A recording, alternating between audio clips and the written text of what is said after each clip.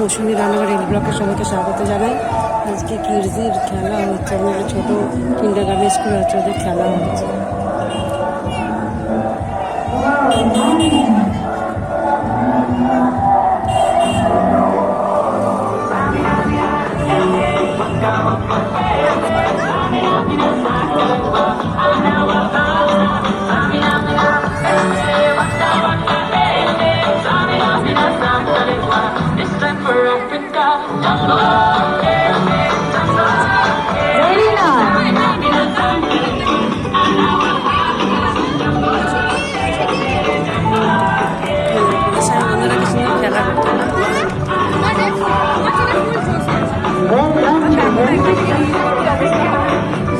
মনে আছে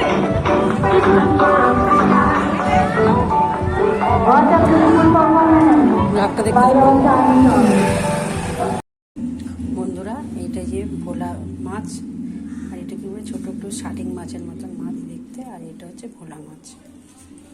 মাছ দিয়ে বেগুন দিয়ে আমি সর্ষে দিয়ে ঝাল করব। আমার ব্লগটা দেখতে থাকুন। আমি তো এর আগেই গেছিলাম, ওই একটা দরকারে গেছিলাম, তারপরে কিডসদের বাচ্চাদের খুব ভালোবাসি, তা ওদের ফাংশান হচ্ছিল এই মাঠে খেলার মতন, আর ওই পরে ফাংশানও হবে। তো দেখলাম, আপনাদেরও দেখানোর চেষ্টা করলাম। তো বাড়ি এসে আমার এই আর কিছু কাজ সেরে এসে এবার রান্না করছি। সকালে ভাত ডাল আর আলু ফুলকপি ভাজা, ডিমের পোচ হয়ে গেছে, জল খাবার খেয়েছে, আর এখন এগুলো রান্না করছি। ব্লগটা দেখতে থাকো।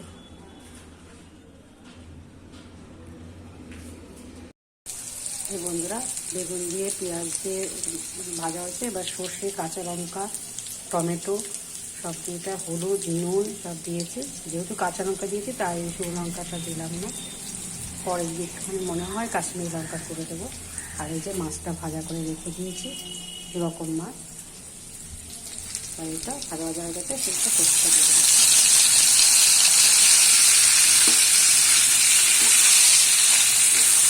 সর্ষে তো বেশি ভাজা করে না, তাহলে আবার তেতো হয়ে যায়, তাই হালকা অল্প নাড়াচাড়া করে হালকা নেড়ে তাতে জল দিয়ে দেবো।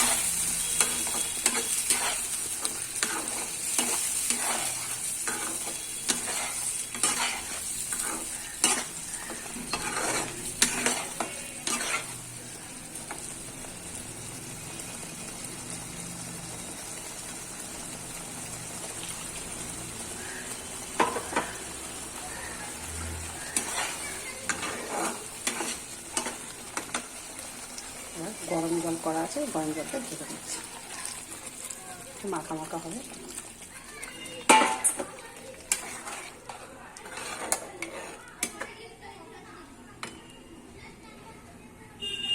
ব্লগটা দেখতে থাকুন। বন্ধুরা, যে সকালে টমেটো দিয়ে ডাল করেছিলাম, আর এই যে ফুলকপি আলু ভাজা, তো ভাত তো হয়েছে।